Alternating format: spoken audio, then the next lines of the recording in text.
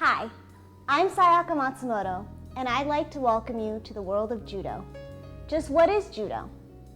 Literally translated, judo means the way of gentleness. It was developed over 100 years ago by Professor Jigoro Kano in Japan. Kano was a small boy who took up jujitsu, the fighting arts of the samurai warriors, as a means to protect himself. After learning jujitsu, Kano saw that the fighting arts needed to be adapted in order to be meaningful to society.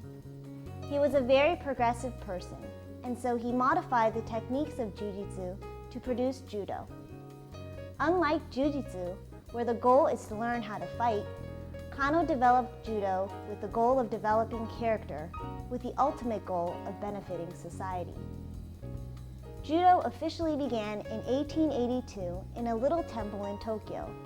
The first dojo was called the Kodokan, which means the place to learn the way. It held only 12 tatami mats, which are the straw mats on which judo is practiced.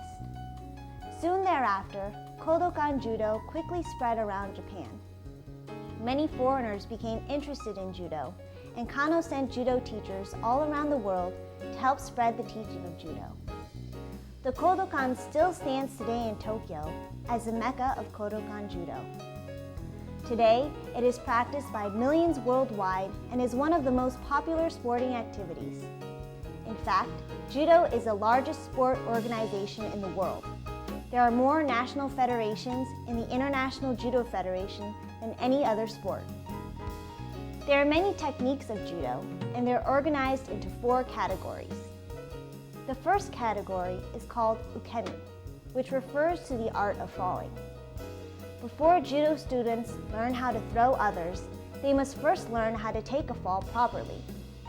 Taking a fall is also the first lesson in self-defense and aids in the development of humility. Ukemi is also one of the major reasons why judo practice is safe. The second category is called nagewaza, or throwing techniques. Here, opponents are thrown to their backs with speed, force, and control. The third category of techniques is called katamewaza, which are the ground or grappling techniques. These include pins, and for the advanced students, chokes and arm locks. The fourth group of techniques is called atemiwaza. These are the striking techniques involving kicking or punching. Because these are dangerous, judo students only practice these in the form of kata, or stylized forms, and only when they hold an advanced rank. Most judo students spend most of their time practicing nagewaza, ukemi, and katamewaza. Judo techniques are based on the principle of yawara, which means gentleness. Yawara refers to the use of an opponent's force and strength against him or herself. For example, if a bigger, stronger person pushes against a smaller, weaker person, and the weaker person tries to push back, the stronger person will always win. But if the weaker person gives into a stronger person's push, then the larger, stronger person actually is in a weaker position. And if at that precise moment in time, the weaker person is able to apply a judo technique, he or she will be able to throw the larger person down. The same would apply in the opposite direction as well. If a bigger, stronger person tried to pull a smaller, weaker person, and the smaller person just tries to pull back, then the smaller person is bound to lose. But if the smaller person gives into the stronger person's pull, the stronger, larger person is actually in a weaker position. And if at that precise moment, the smaller person is able to apply a judo technique, they'll be able to throw the larger person down. When people push you, it's almost human nature to push back in order to resist against your opponent's strength. Judo students must learn to go against human nature, instead giving in and using their opponent's strength against them. This is exactly the principle of yawara. Learning to apply the principle of yawara, however, takes a lot of discipline, diligence, and practice. Hopefully, good judo students can also apply this principle in their lives outside the dojo as well. Although judo means the way of gentleness, it doesn't look very gentle to the people who see it for the first time, because you can see bodies flying through the air and hitting the ground with crushing speed. But in reality, Judo is one of the safest sports and recreational activities that exist. Judo was designed to be safer than other sports. Jigoro Kano modified and adapted many of the dangerous techniques of Jiu-Jitsu to create Judo, and if taught correctly, there should be a minimum of injuries. Judo is taught in schools known as dojos, which literally means a place to learn the way. Teachers are called sensei, and most judo clubs around the world still use Japanese words and terms when teaching judo.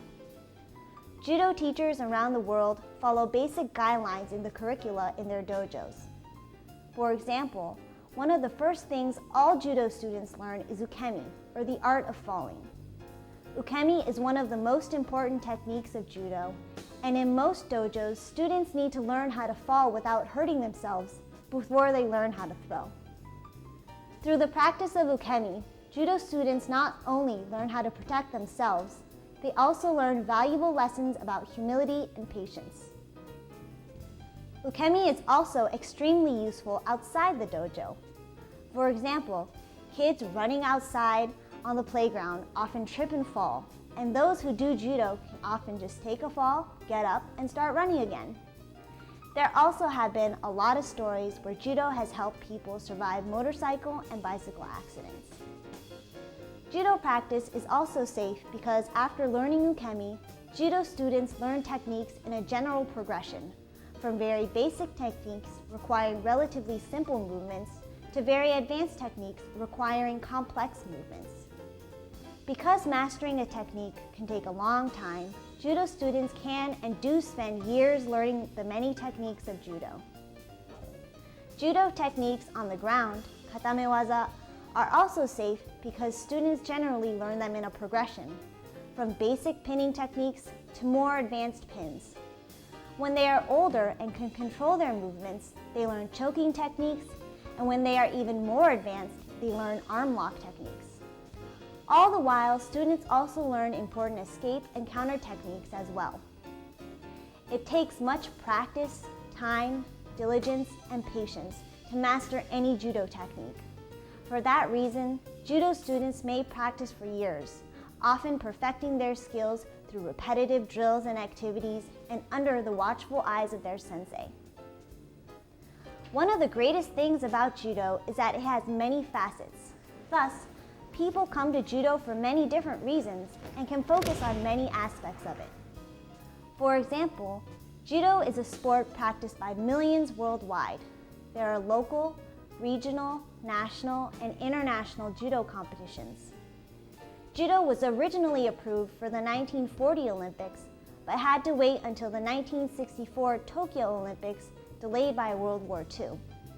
Olympic-level judo is one of the most competitive sports in the world, with fierce competitors coming from many countries. Judo is also a recreational activity. It can be used as a form of physical exercise. Judo students get a great workout, which helps build strong bodies and confidence. This is so especially important in today's world in which kids don't get enough exercise. Judo is also a self-defense. The techniques of judo, if practiced long and hard enough, can help people deal with acts of physical assault or aggression. Judo is an effective self-defense because it builds awareness of one's abilities and of one's environment.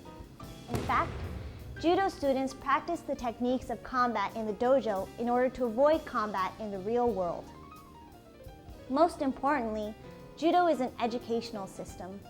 It helps build strong characters and individuals with virtuous morals and values with which to live and contribute productively to a greater society. Many parents bring their children to judo so that they can learn discipline, self-confidence, courage, and respect. Judo is so many things, and each judo student can get something different from it. Some may choose to be sport athletes, others recreational judo players.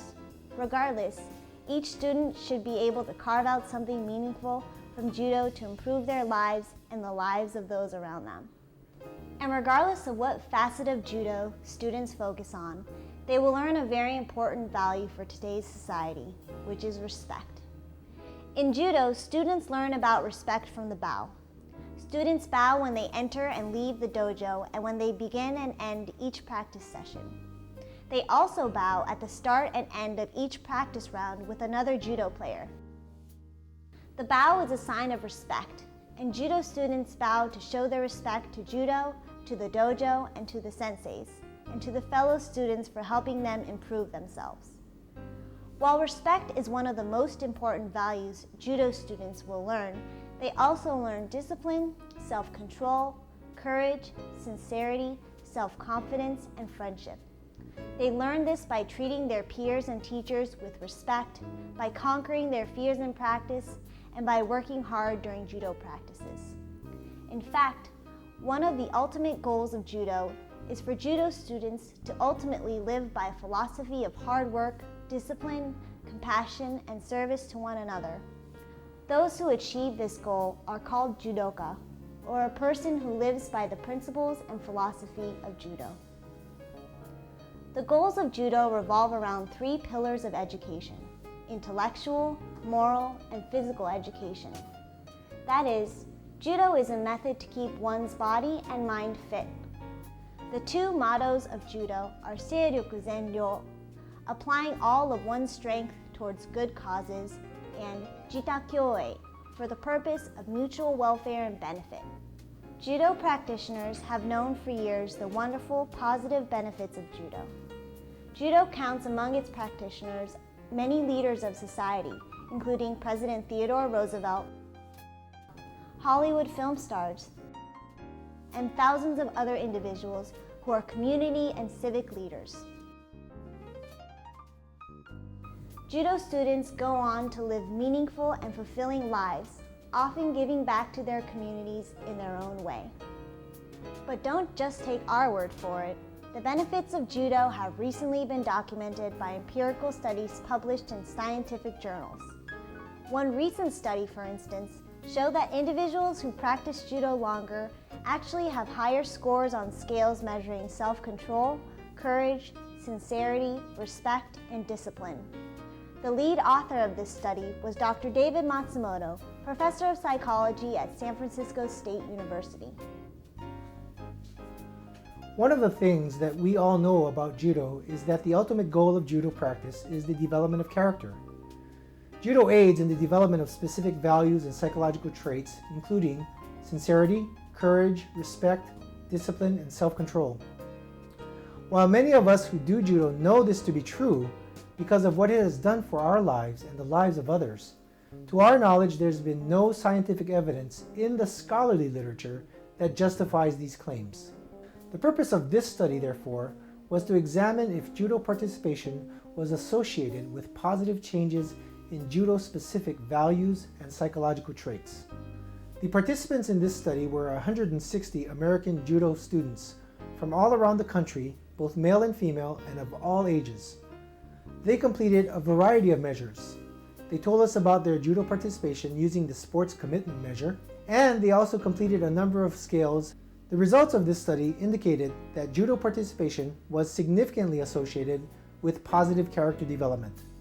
To our knowledge, this is the first study to provide scientific evidence for the benefit of judo participation in being associated with positive psychological outcomes related to character development. In this study, judo participation was associated with increases in emotion regulation, self-control, discipline, respect, sincerity, and courage. For all of us who did judo, this confirmed what we knew all along, that judo is great for character development. Scientific research has also shown that people who practice judo also report greater satisfaction with their lives, their achievements, their family and friends, and in doing things with people outside their home. They are happier with themselves and with their families, friends, and at school, and in their living environments. They also report a better quality of life than non-practitioners. In the study we just mentioned, we examined whether judo participation was associated with character development. In this next study, we examined the relationship between adolescents' participation in judo and their quality of life and life satisfaction. In this study, 90 adolescents from around the United States participated. They completed a variety of measures, including the sport commitment measure, the comprehensive quality of life measure, and the multidimensional students' life satisfaction scale. They also told us about their academic performance. The results indicated that judo participation was positively associated with quality of life, especially with emotional well-being and people's subjective quality of life. The results also indicated that judo participation was significantly associated with satisfaction with life. People enjoyed their lives better, they felt that they were happier, they felt that they were healthier, they were happier about their achievements in life, they felt safer, they felt better about doing things with people outside their home, and they were happier about their own well-being. The results also indicated that judo participation was associated with happiness in family, friend, and school relationships, and also about their living environment. Most importantly, judo participation was associated with positive feelings about their own selves. As a whole, this group of judo participants had significantly higher well-being and life satisfaction scores than normative samples. Judo participation measured in a variety of ways was positively correlated with well-being, quality of life, and life satisfaction.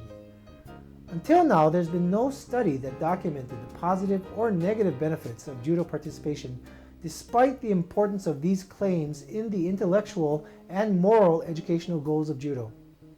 These data fill a void in the literature that addresses these outcomes in judo practitioners. Other published scientific studies have shown that judo practice is beneficial for kids with learning disabilities. Disabled children, for instance, demonstrated physical and psychological improvements through judo training. Judo practice and interactions with other judo players taught the children how to deal with problems without force and to transform their aggression. With new coping skills, the disabled children became more adaptive. Recent scientific studies have documented the benefits of judo to character development. They back up what judo practitioners have known for years, that judo practice is a wonderful educational system for individuals. It's a system of self-defense, exercise, sport, and education. It's an activity that can be practiced by boys or girls, men or women, at any ages. It's a sport, but most importantly, a way of life. We'll see you on the mat soon.